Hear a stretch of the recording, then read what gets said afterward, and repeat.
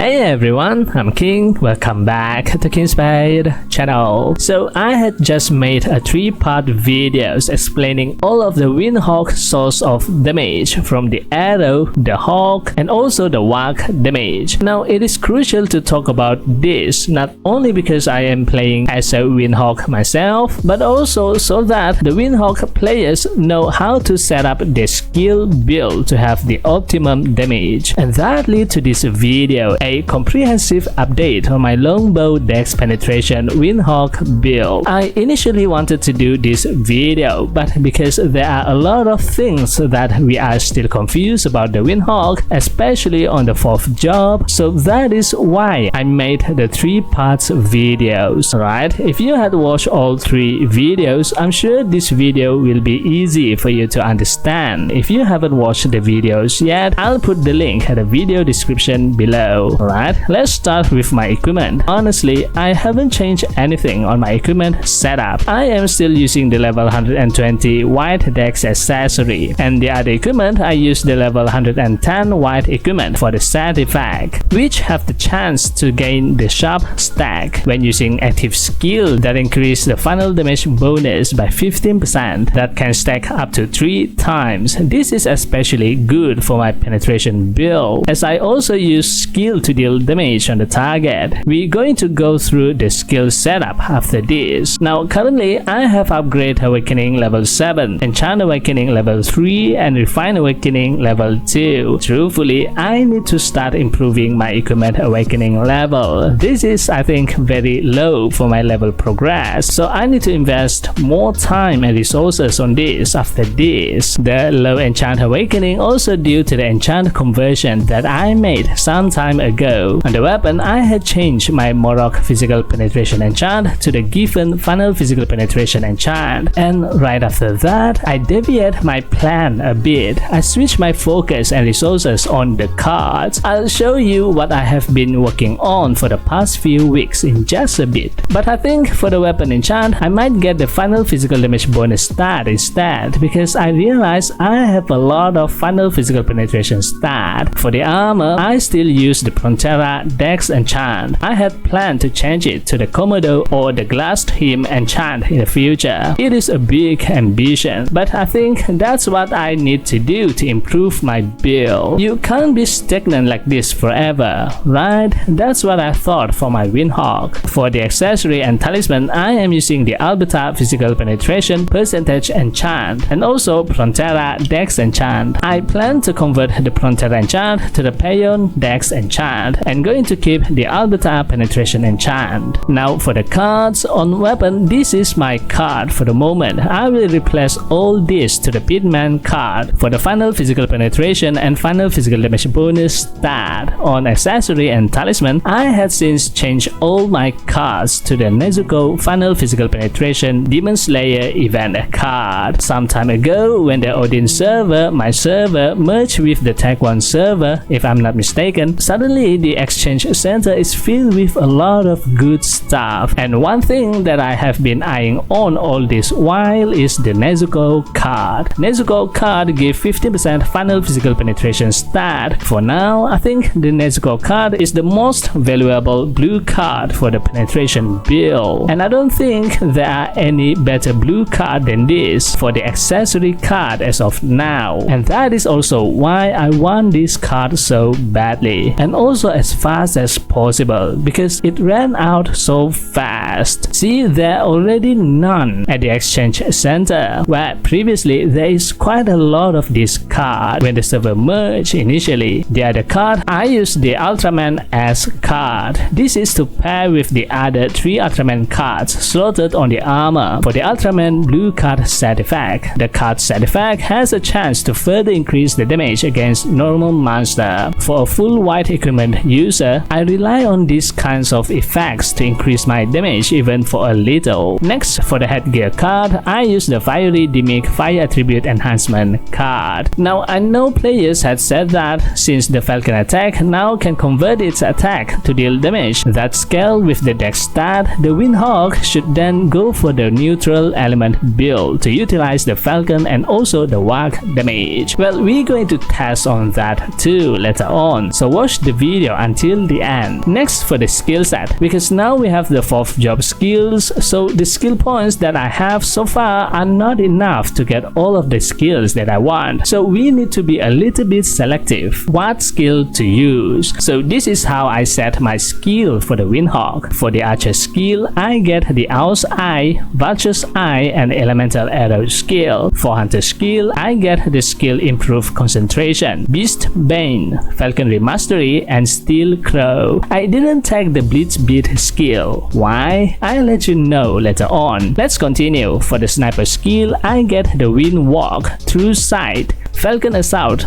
Ace Tamer, and Wild Awakening skill. Usually I would want to take the Sharpshooting skill. It is one of my favorite skills to use. Previously, I like this skill because it can deal a lot of damage. It can deal twice the damage in a straight line. I usually pair this skill with the Arrow Shower skill to wipe the monster in one shot. But since I don't have enough skill point, I'm not going to get this skill for now. Same with the Trap Research skill. This skill can increase the INT stat, which is useful for the Falcon damage. I'll take this skill if I have enough skill points later on. For the Ranger, I get the Walk Rider, Prowling Wolf, Walk Strike to unlock the Wolf Bite, and lastly the Precision Shot skill. For the Windhawk skill, I get the Nature's Friendly skill, Hawk Boomerang, and Hawk Mastery skill. Now with the Hawk Mastery skill, your normal attack can now have a chance to trigger the Falcon active skill. There are 3 Falcon active skills: the Blitz Beat, Falcon Assault, and the Hawk Boomerang skill. And with every attack, these 3 skills will have a chance to be randomly cast. But also you have the choice to actually limit the skills on which one to be casted. Now if you ask me, obviously you want the Hawk to always auto cast the Falcon skill that deal the most damage, and that is the Hawk Boomerang skill. But the Hawk Boomerang skill can only be triggered every 3 seconds. So in between, you have a gap on which the Falcon may just do a normal attack. To increase the DPS, I want the Falcon to auto cast another skill, preferably the next best skill that deal high damage, and that is the Falcon Assault skill. And that completes the Falcon attack for the Windhawk. I decide to not take the Blitz Beat skill so that only the other 2 Falcon skill that deal higher damage will be auto cast when doing normal attack. You get what I mean? After playing around with the skill, I found that I mostly use the Gale Storm and the Elemental Arrow skill. I don't even use the Crasive Bolt skill because of its long skill animation. And the Wind Sign and the Calamity Gale skill effect are so hard to trigger. So I just drop it so that I have more skill point to use. And lastly, the Walk skill Wolfang and the Gale Whistle. Moving on to the Shadow equipment, I use Improve Concentration 1 for Bound, Falconry Mastery 2 for Engrave to increase the Falcon auto attack trigger rate, either True Sight 1 or Wild Awakening 2 for Validation. Both can increase your total damage, Prowling Wolf for Contract to increase the Walk auto attack trigger rate, and Ace Tamer for Soul to further increase the Hawk and the Walk damage. Later on Shadow equipment level 8, I might want to use the Detect skill. This will increase your damage towards the target. But with that, these are my stats, and we're going to make a DPS test on my Windhawk. For this test, I'm just going to use the Gale Storm, Calamity Gale, and the Precision Shot skill. The auto attack will trigger the Hawk to auto attack, and I also dismount the Walk to proc the Walk auto attack as well.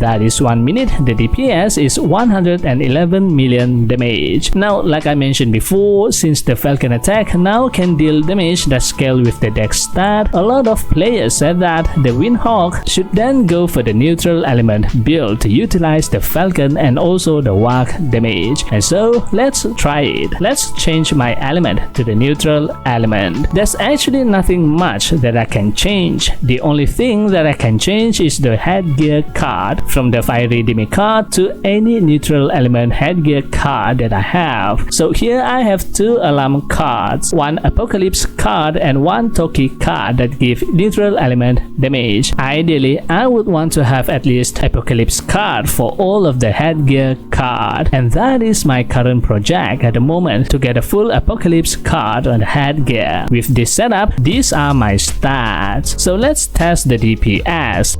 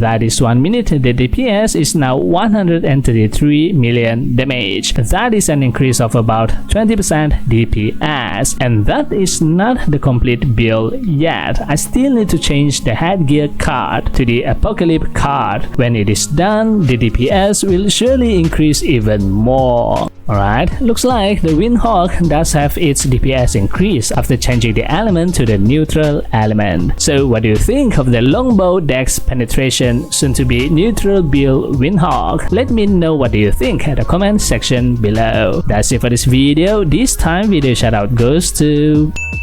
Thank you for always supporting me and this channel. If you like this video, give it a thumbs up and hit the subscribe button. And also don't forget to turn on notification bell so you will be notified whenever I upload a new video. Thanks for watching and I'll see you on the next video. And as always, happy playing. Bye bye.